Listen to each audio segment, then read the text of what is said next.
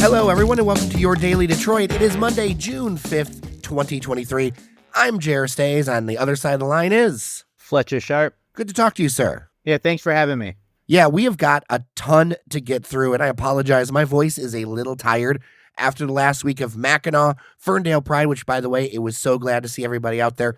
And both of us, Fletcher, at different times, were at the Grand Prix this week. So that's why I'm a little, I'm sipping the honey and the tea to get through all this stuff, but did not want to miss an episode because I know it's important. There's some time-sensitive stuff.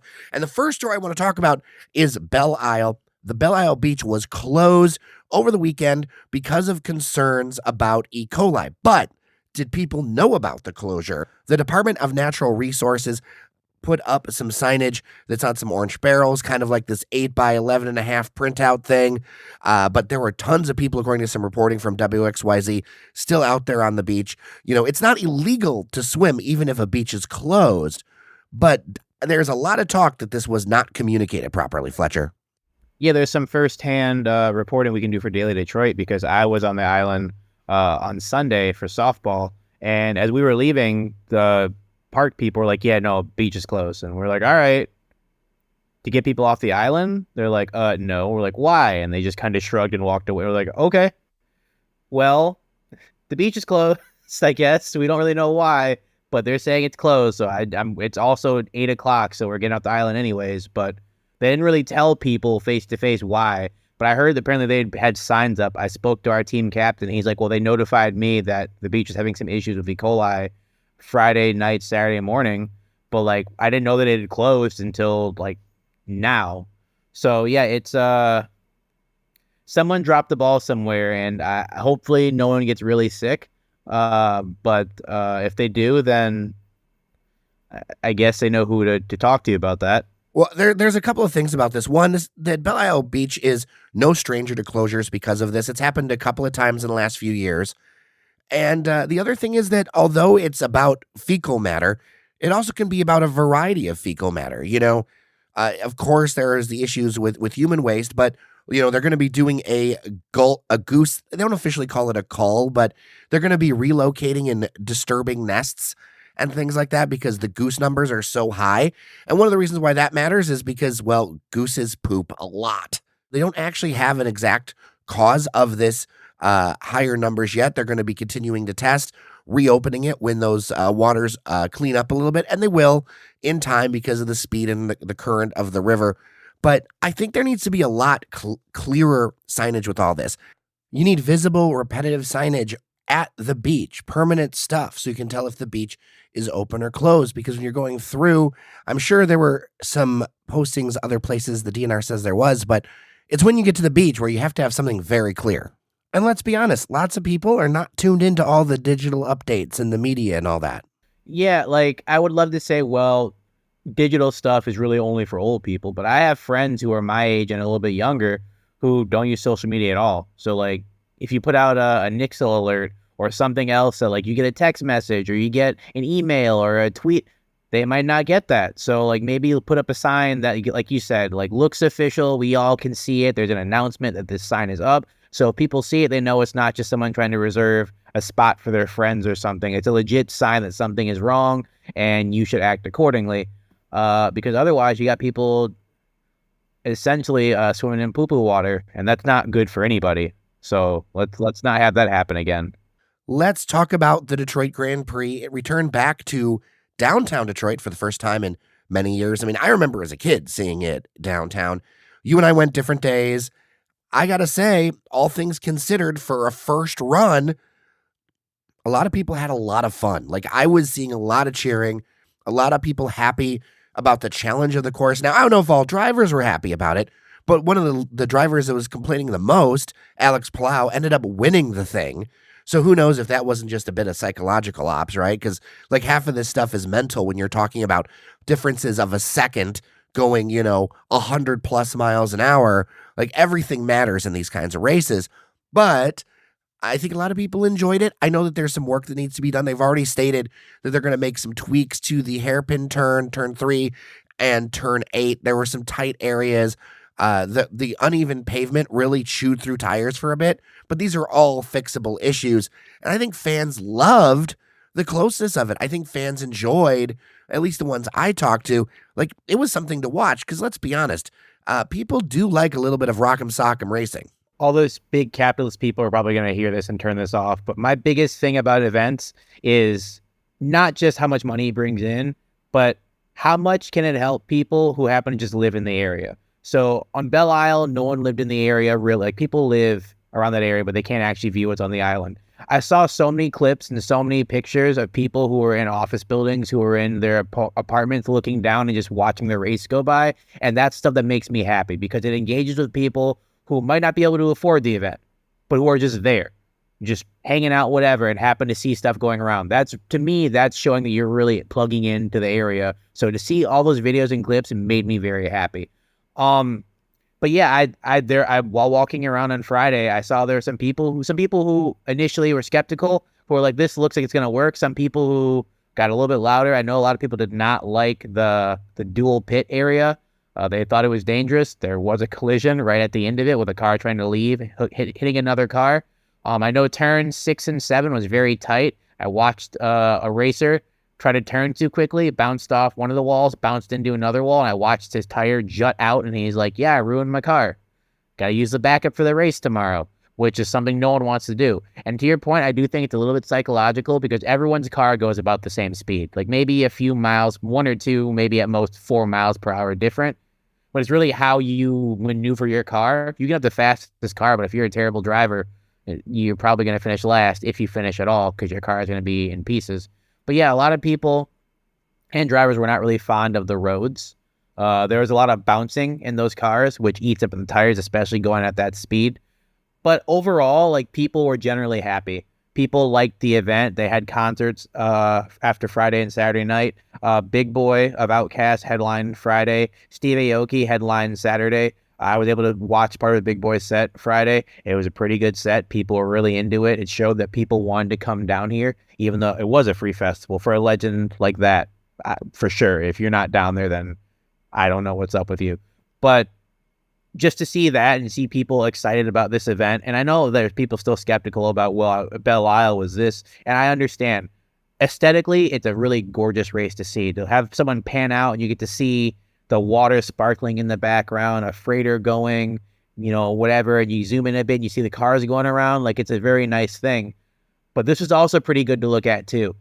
Some of the crashes, not so much. Some of the bumping around, not so much. But then again, it's gritty. And if we're supposed to be trying to uphold the Detroit's gritty image, like this is a Detroit race. It's kind of a win-win all around. And putting it downtown, there were a number of businesses that saw some rises. Others didn't, but a number did. In fact, I read a report of even businesses as far as Corktown getting a rise in customers. And people were coming from all over, not just like the region of like the metro region, but the state and the Midwest region for this race. And people were excited to be in Detroit. So, I mean, I think that's a good thing. I think that there are improvements. Some of them aren't the Grand Prix thing, right?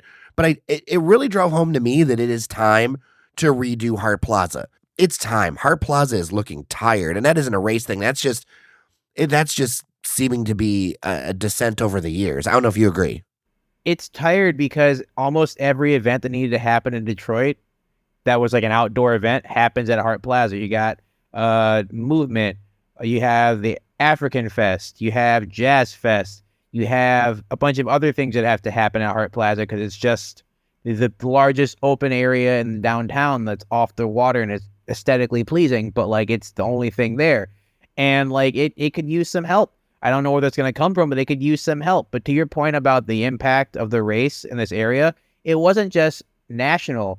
I was in the press pass line with someone behind me who came up here from Guadalajara, Mexico to cover the race for, I forgot his publication, but it's Latino-based racing.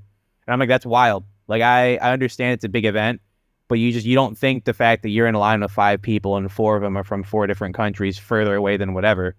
Like, that's crazy to have that be like the epicenter of a sports moment for the weekend. But like it shows how important the race is. And again, I'm glad that, I guess on a scale of 1 to 10, most people would probably give it like a 7.5 and 8, which if you look at my GPA, I'll happily take.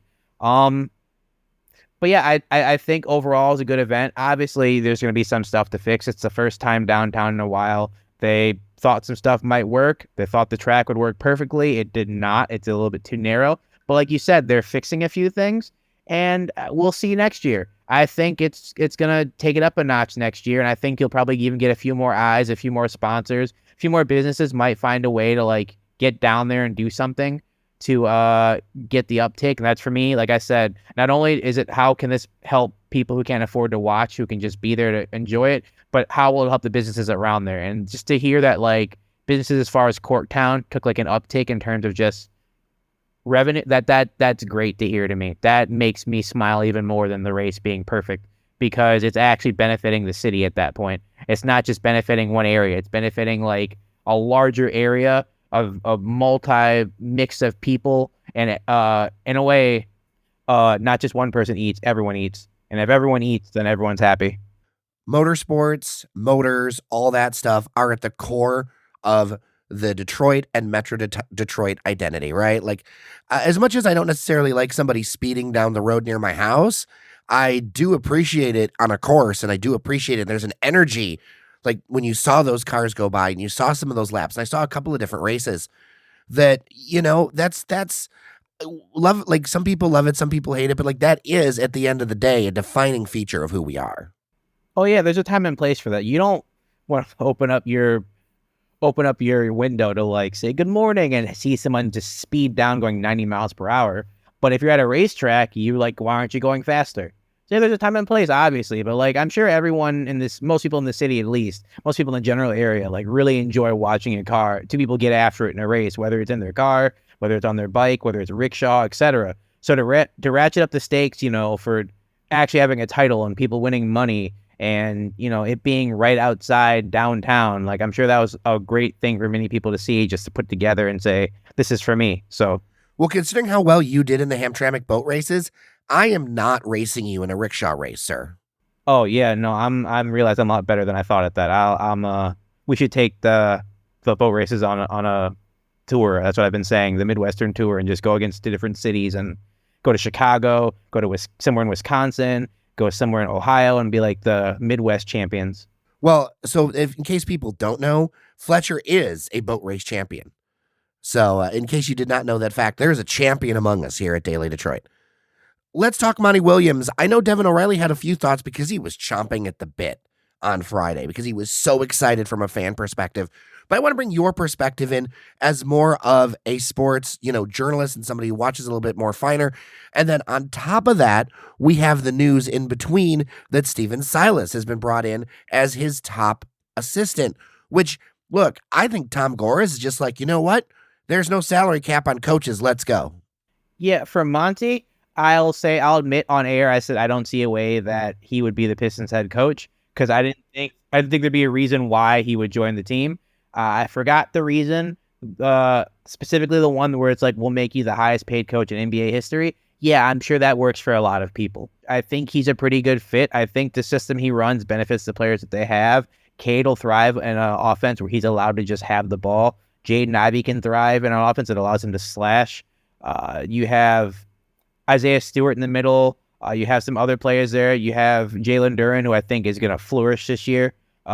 He showed, as the youngest player in the NBA last year, he showed tremendous strides. I even think James Wiseman, who at times seems to be playing for himself, even think he can benefit from a team like this, because it's going to force him to have to actually grow into being a full team player and not just a 7-foot guy who can make layups and not really defend very well. But in terms of Stephen Silas, I like that pick for many reasons. I think he got a very raw deal in Houston. They signed him as their head coach right when they had James Harden and Russell Westbrook. Russell Westbrook pushed for Silas to be the head coach. Then, like 2 weeks later, demanded a trade. And then, of course, James Harden demanded a trade. And then all of a sudden, they went from being a very good team with 2 stars to a very, very young team with a lot of ill-fitting pieces. And he was not signed on to do a rebuild. He was signed on to take this team to the next level.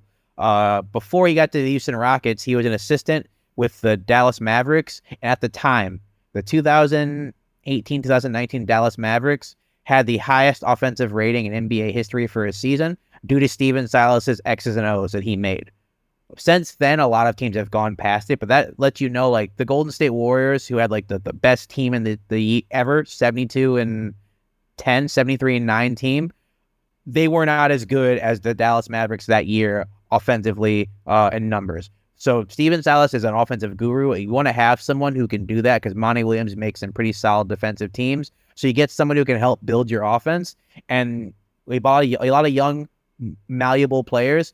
That's a great thing. They could be bad this year, but they could also surprise some people, maybe make a 8th, 7th seed into the playoffs, get into the play-in, and from that point, anything goes. Like this year's NBA, we see the Miami Heat lost their first play-in game, and now they're in the NBA Finals tied 1-1. So all you got to do is just make some progress. If they finish with a bit better of a record than last year, to me, that's progress enough. Whoever this draft pick is, I have a few people I hope it is, a few people I hope it's not. Whoever it is, as long as they contribute and help make the team grow, the Pistons have a chance to be dangerous this year. Big dark horses, I'm not going to say that they're like contenders to win it all, but I think they're contenders to make some noise for sure.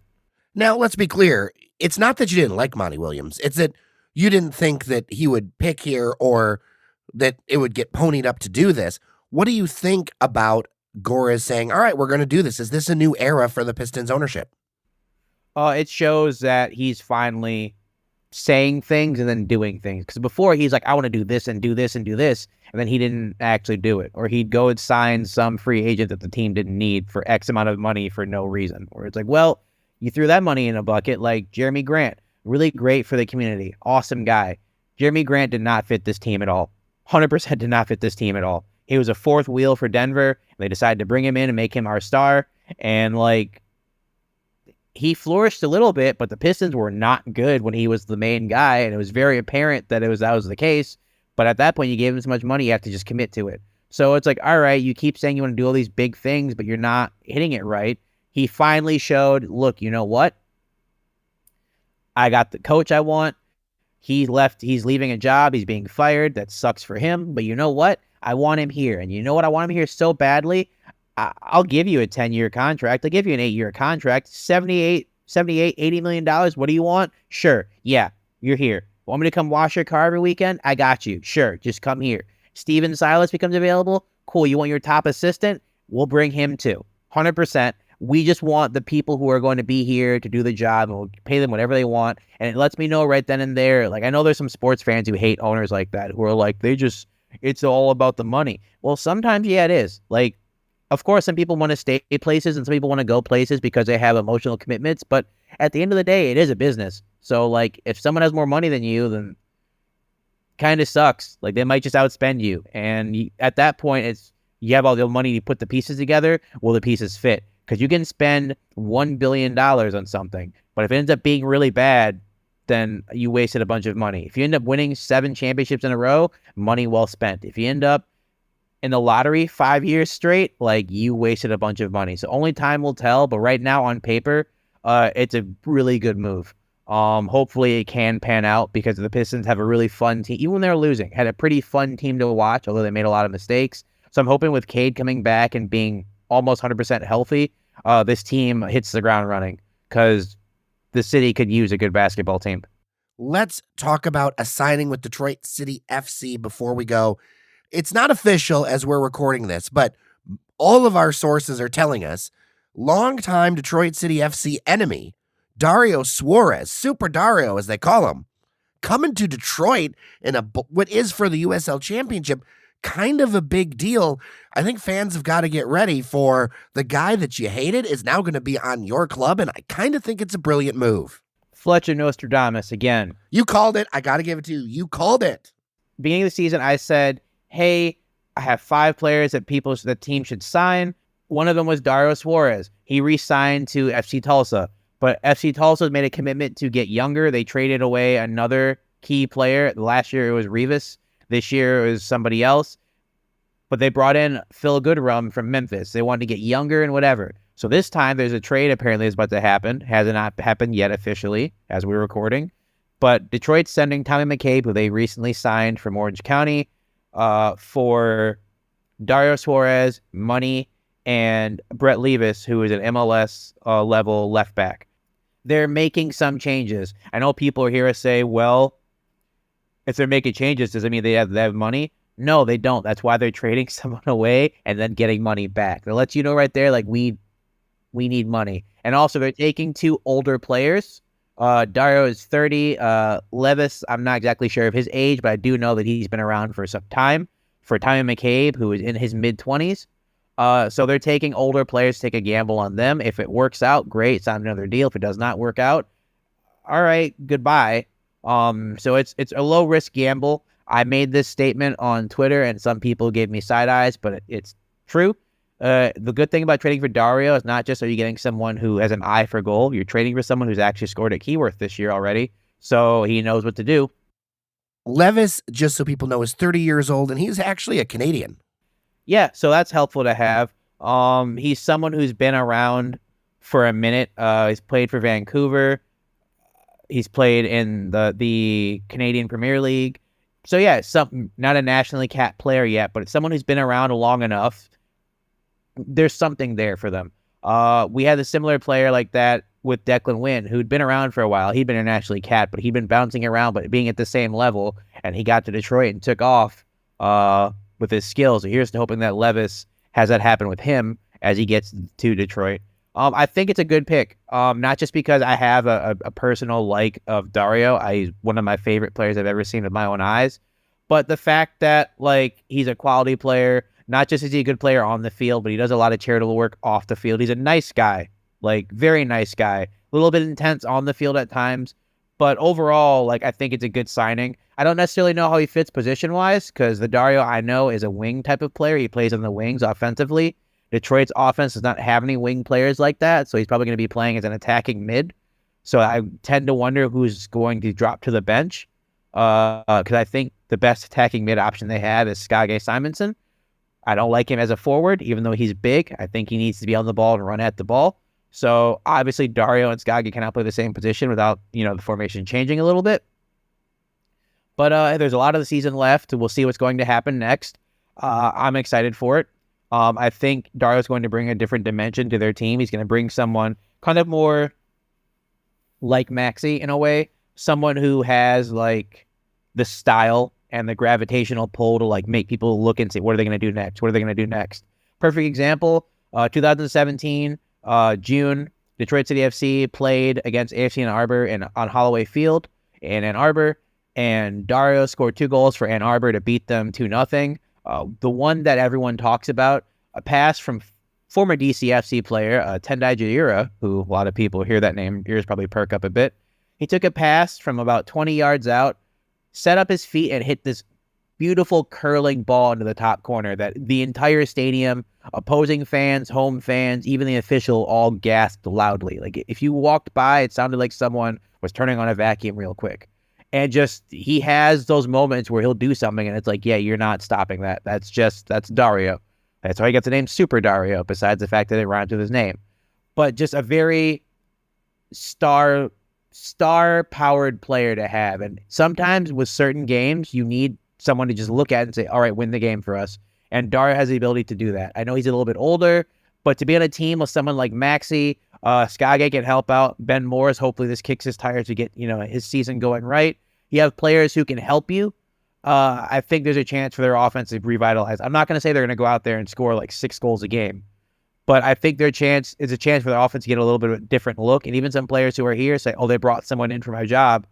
I should start pushing a little bit harder now because I don't want to be the one who goes to the bench, because someone's got to go to the bench for this guy, and I hope it's not me.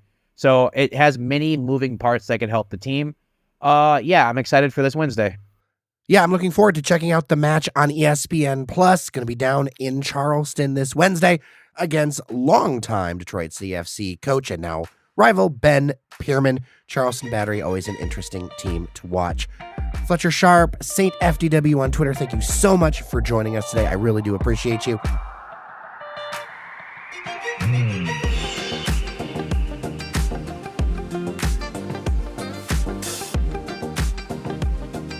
Of course, if you've got feedback, dailydetroit@gmail.com, leave a voice memo or just write a good old email. We'll take those too. With that, I'm Jer Stays. And I'm Fletcher Sharpe. Thank you so much for listening to Your Daily Detroit. Remember that you are somebody, and we'll see you around town.